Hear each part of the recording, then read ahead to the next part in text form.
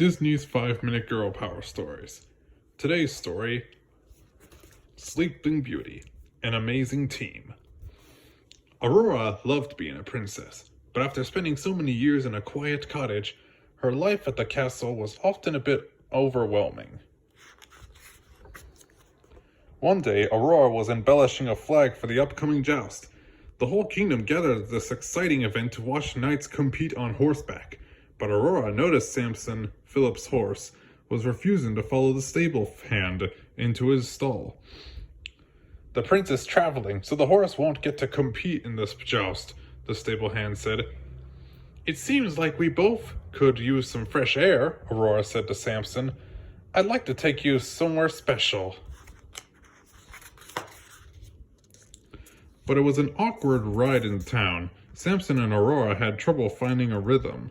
Eventually, they reached the village. It was bustling. Just then, Aurora had an idea. "What if we compete in the joust together?" "What if we compete in the joust together?" she whispered to Samson. Samson was overjoyed. He immediately raced to the field where he and Philip raced to practice. "You're amazing!" Aurora exclaimed. "Is this where I'm going to learn how to joust?" Samson whinnied in reply. In the joust, Aurora would have to thread a series of rings onto her lance, gallop down a straightaway, and disarm the knight pitted against her.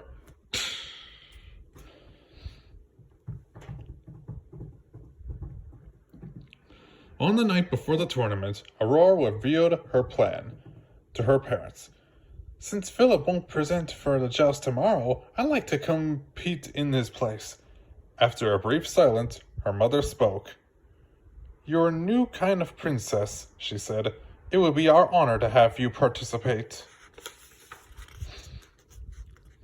The sun rose clearly early the next morning. The townspeople gathered around the jousting area, excitedly waving their flags and banners. Aurora and Samson took their place among the competitors. Their hearts raced as they surveyed the scene. "No matter what happens," Aurora whispered to Samson, "we are a team." All of a sudden, their names were announced. It was time to compete. Samson took off. Aurora lifted her lance and put it through all the rings on the path. Aurora and Samson charged toward their opponent, the valiant Sir Caps from the kingdom of Bloomfield. Now Aurora needed to disarm Sir Caspar, but their weapons kept getting locked. She had to try a different tactic.